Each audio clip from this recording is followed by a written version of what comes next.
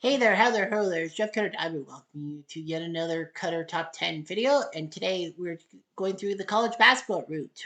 Well, obviously, we're in my Arkansas shirt. I would love to wear it to celebrate Arkansas's football team in 2025, but we are in trouble. As of this taping, if we lose to Missouri on Black Friday, it will tie the worst Arkansas modern record, 2-10, that was set in 2018. And that was kind of a dark year for me. Well, the end of it. Nevertheless, so we're going to be talking about college basketball, and we are going to be talking about the top 10 worst college basketball moments. They could be up to a lot of worse is always, up for debate. So anyway, we start at number 10 with a Baylor scandal. Baylor was not known for their basketball, more for football. That's Robert Griffin III or RG3 school. Can't remember the talented wide receiver coming from Baylor. Williams? I can't remember. Anyway, Baylor's basketball team, way before, 2 decades before winning the national title, had a problem. A teammate actually murdered a player, Patrick Dennehy. Unfortunately, there was a massive cover up involving the coaching staff. It was one of the darkest chapters in college basketball and college sports history, leading to years of rebuilding and reflection at Baylor. But thankfully for Baylor, they have a national championship. Unlike the University of Houston. Oh, that is true. All right, number 9 is the 2017 college basketball corruption scandal by the FBI. The FBI were trying everything in their power to reveal widespread bribery, corruption, and illegal payments to recruits and coaches against several top programs. There were deep issues within college basketball recruitment and management. But the problem was that this has been going on for years and years and fucking years. I mean, the illegal payments, bribery, and corruption. We're going to talk about one of them at number 4. But the fact of the matter is that, yeah, did we really need that? Next up at number 7 is the 2007 Duke lacrosse case fallout. You may be thinking, hang on a second. This is lacrosse. This isn't basketball. Oh, and of course I fucked everything up. I think I put it. Yeah, this is number 8, not number 7. My fault. But let's not forget that, the lacrosse ball actually spilled over to basketball because the Duke athletic department were embroiled in the controversy and the basketball program was getting booed and basically cheered. Jeered, does mean. It affected recruitment and campus culture during the investigation. This was huge for Duke. The lacrosse team took years to rebuild, and then the basketball team just took years to rebuild. Although they won the title, I think, 4 years later? Can't remember. 2011? Don't know. Don't know. Don't care. Who knows and who cares?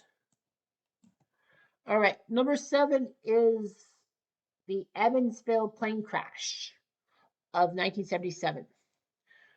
In November 1977, no, February 1977, excuse me, the University of Evansville were traveling to a game, and then basically their plane crashed after takeoff because of ice on the wings, I think, or something like that. Can't remember that without going into too much detail, but yeah, it crashed, and basically the team was decimated. They couldn't obviously finish the 1977 season, and a lot of people thought Evansville was going to have to cancel its basketball program, but technically they didn't. What's even more big is that there was a massive story about one person who wasn't there, and that was the assistant coach at the time, Jerry Sloan. Utah Jazz fans know who the heck I'm talking about. NBA fans probably know who I'm talking about, but not a lot of people. Just think, if Jerry Sloan was on that plane for the University of Evansville thing, the Utah Jazz probably would not have had one of the greatest coaches of all time that lasted almost 3 decades in Utah because Utah was so much steeped in culture, they didn't want to fire him. So yeah, Jerry Sloan probably would not have done well. And let's not forget, Jerry Sloan Jerry Sloan was a former Bulls icon before going back to Evansville to coach. I think after the fallout of the accident. But yeah, Jerry Sloan was just Jerry freaking Sloan. Number 6 is the Louisville sex scandal of 2015. Louisville had a problem. Recruits were provided with escorts, leaving the severe sanctions. You thought the sex scandal was them trying sexual harassment, but nope. They were provided with escorts. It rocked Louisville's program, the wider college basketball community, and put Louisville on the back burner. And worst of all is that because of this whole recruit thing, Louisville's 2013 NCAA championship was removed.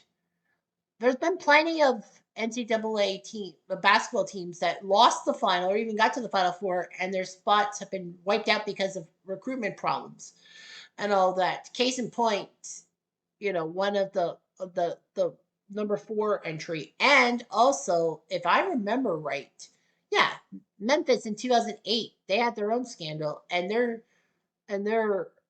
champion, their second place to Kansas was wiped out. That was the team Derrick Rose was on. So yeah, it rocked everyone, and it was the first time the NCAA basketball champion was stripped of their title. Too bad it didn't go to Michigan because they were the ones that fell flat. Anyway, no matter sign. Number 5 is the 1951 point shaving scandal. Sorry, the 1991 point shaving scandal. Yeah, we'll go with 91 first. Because the 91 one was, small. It's like UNLV celebrated program was rocked with allegations of players associated with known gamblers, including a famous picture on a UNLV newspaper of a booster with UNLV players in a hot tub. So, yeah, and point shaving. Now, point shaving, if you don't know, is the fact that if a team is favored by like 5 or 6 points, gamblers will probably try to get them to like lose to bet on themselves, if you will. This is before the culture nowadays of college basketball players just betting on themselves. The gambling sites taking over the leagues by storm, and it's been pathetic. Even in Canada, it's rocking a lot of people and all that. So, like, you take money to make sure that your team doesn't win by a certain point spread and all that. You go above the point spread or below the point spread. This wasn't the first point shaving scandal, and I don't think it's the last. I think it kind of is the last. Anyway, yeah, Boston College had one in 1979, and the people from Goodfellas, Henry Hill was involved in the point shaving. But nevertheless, the 91 one was huge. UNLV had sanctions. UNLV almost was booted from the 1992 tournament, but because they were runners up or something like that, they could not be punished. But then the next year they got punished. But yeah, it tarnished the program's legacy for years. Jerry Tarkanian couldn't stop him from that scandal. Number 4 is the Fab Five of 1993 Michigan, and one bad apple.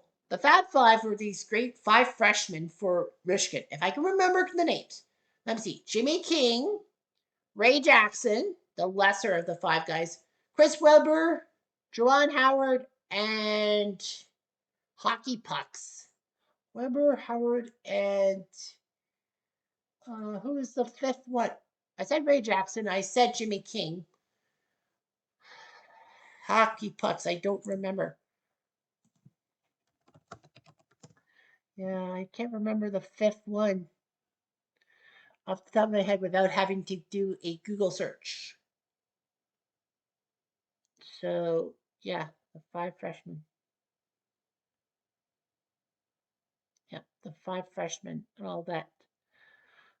Of course, I'm trying my best to go to my page and all that. But yeah, the University of Michigan, they were 5 freshmen that got to the 1992 NCAA championship against Duke and lost to them. The 5 freshmen, and it's gonna rip me open to find out who the 5th one was. I said Jackson. I said King. I said Howard. I said Weber. Who was the 5th one?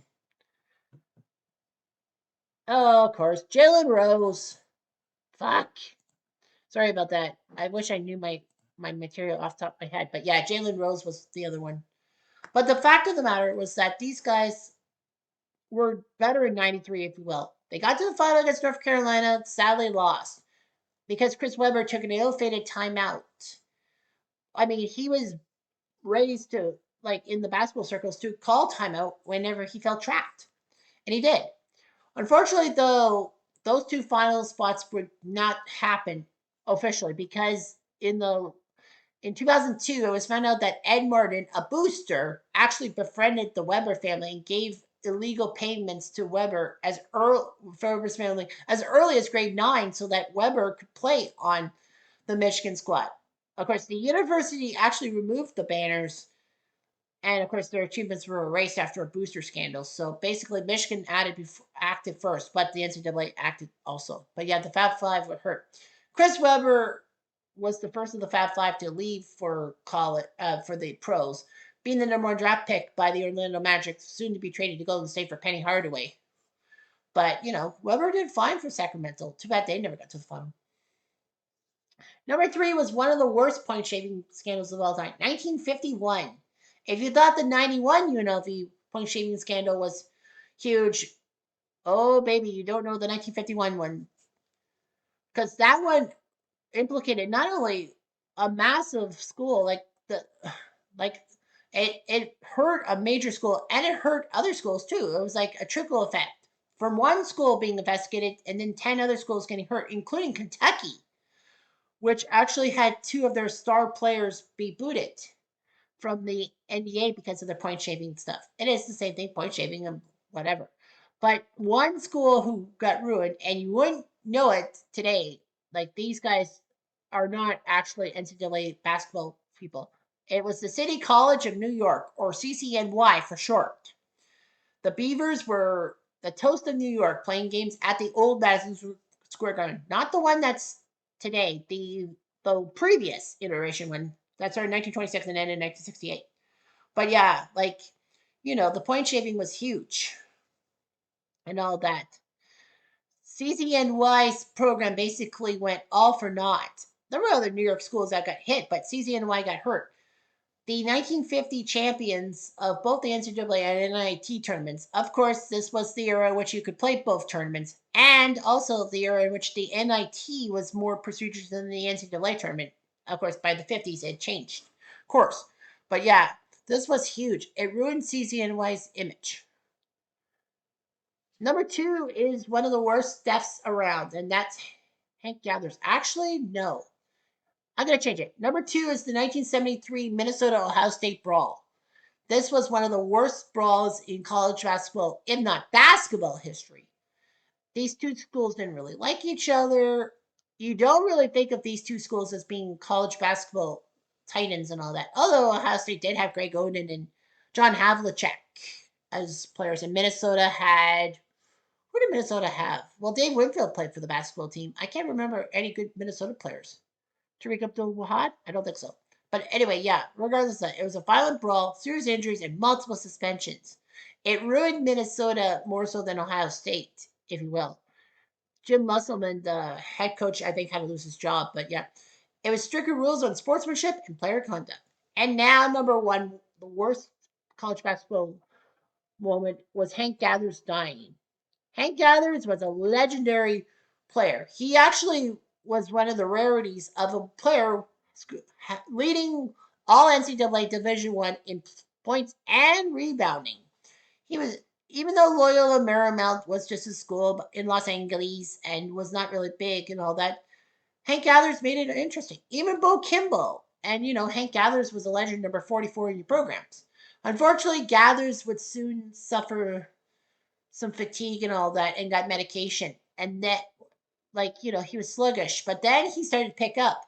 But he didn't want his teammates knowing he was taking medication, so he cut down on it. And unfortunately, though, he had his heart problems and all that.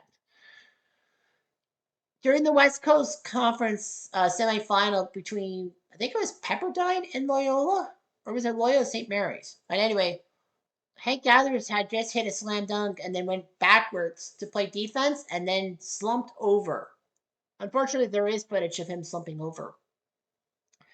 People didn't know it, but Hank Gathers just suffered a heart attack and his heart problems ruined him and he died on the court, if you will. Loyola was given the automatic West Coast Conference spot. ESPN spent like 15 minutes talking about Hank Gathers and all that.